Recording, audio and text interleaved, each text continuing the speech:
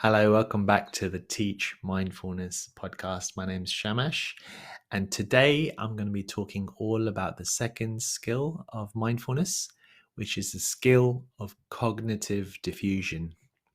Now, that might sound a bit confusing. Cognitive, as in thinking, and diffusion. Now, that word diffusion is actually a made up word that comes from act, and the opposite of it is fusion. So, if you imagine two pieces of metal, if they're fused together, they're stuck together. So diffusion means that they're unstuck, they're separated from each other. So cognitive diffusion is getting unstuck between you and your thoughts. And another simpler word that's often used for cognitive diffusion is unhooking. So another skill of mindfulness is the skill of being not just aware of your thoughts, but becoming unhooked from them. Now, when we're hooked on them, they have an emotional component to them, and they have the effect of controlling us. If you imagine you have a thought like, I'm not good enough. Now, if that thought keeps popping up in your head or it underlies many of the other activities you do, and you are hooked to it or you're fused to it, you simply believe that thought to be true. So it's a sound in your head, I'm not good enough. It's a series of sounds. If you imagine someone from a different country was listening and they didn't understand English, and you said, I'm not good enough, it would just sound like a set of sounds. They wouldn't understand the meaning behind it, and they wouldn't probably be affected by it. But we put meaning onto these sounds, and so this sound or this meaning has an effect on us if we are hooked to it. But when we practice or cultivate the skill of unhooking, we develop the ability to be able to be so emotionally controlled by these thoughts. And it can be used for any unhelpful thought. So, you know, some negative thoughts are actually not bad for us at all. Like, for example, if you've been drinking alcohol and you think, oh no, I should not drive my car right now because it's illegal and dangerous, that's actually a good thing to have, right? So, negative thoughts are not necessarily bad. Sometimes they're helpful. So, rather than thinking about negative and positive, think about whether something's helpful or unhelpful in terms of thoughts.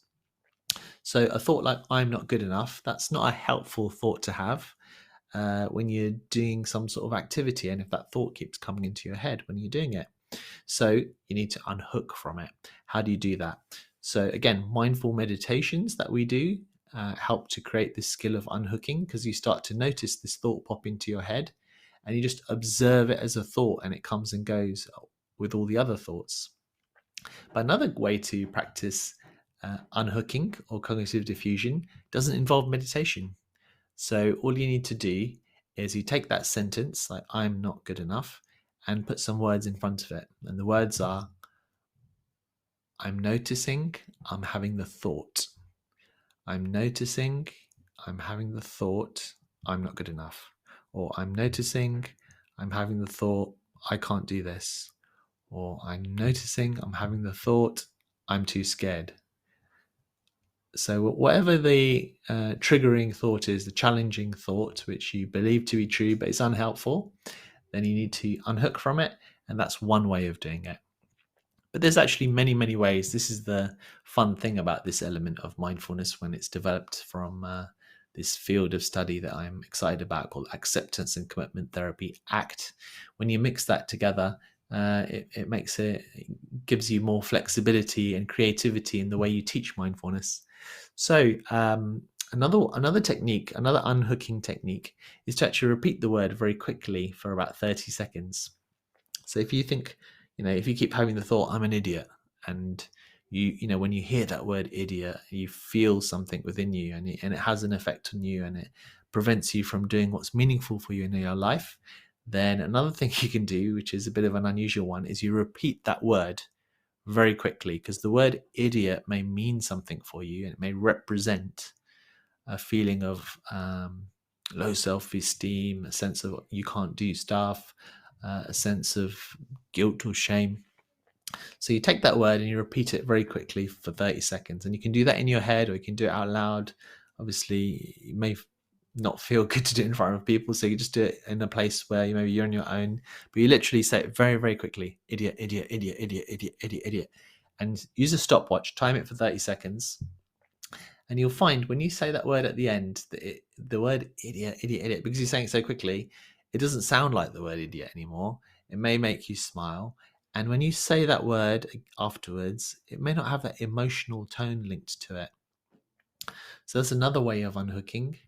A third one that comes to mind is to actually sing a song to the tune of whatever your sentence is. Like if it's I can't do this, then you can sing it to the tune of something like happy birthday. Again, you can do it in your head, you can do it out loud, and you're starting to kind of almost reprogram it in your brain so that that sentence doesn't rule you. It's not like a sentence that you have that controls you.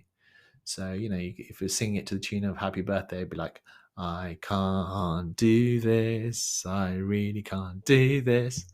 And you sing it out loud a couple of times. And you can do this several times a day in your own time or in your own head. And again, at the end, when you say that sentence, I can't do this, it may not have so much of a punch behind it. And so you have this flexibility of being able to get on with whatever you need to do without this sentence controlling you. Now, these sentences are quite old and ancient, and if you think about it, these limiting sentences we have in our head may have been in your head for not just a year or a few years. If you think back, it might have been there for you in some form for decades. So don't expect it to suddenly disappear just in the matter of a minute or two. It may have to practice this several times a day, maybe for a few days or a week. But I've found personally, sometimes even just once, if you find the right approach to unhooking, it can have a powerful effect quite quickly.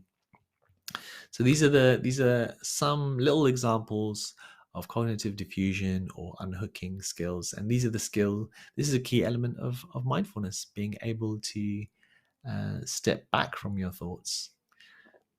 Another visual classic exercise done, which you may have done in your mindful classes or you'd like to try, it's called the thoughts as clouds exercise. And so you imagine clouds flowing through the sky, and you imagine placing your thought, whether it's a word or it's an image, you just imagine placing it on the cloud and watching the cloud float by.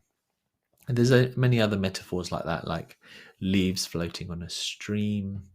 Or another one that I've heard is imagining a procession, and in that procession there's people holding up those placards on the procession, and the placards are blank, and as you imagine them walking past you, you imagine putting your thoughts on those placards and then just keep going by one after the other.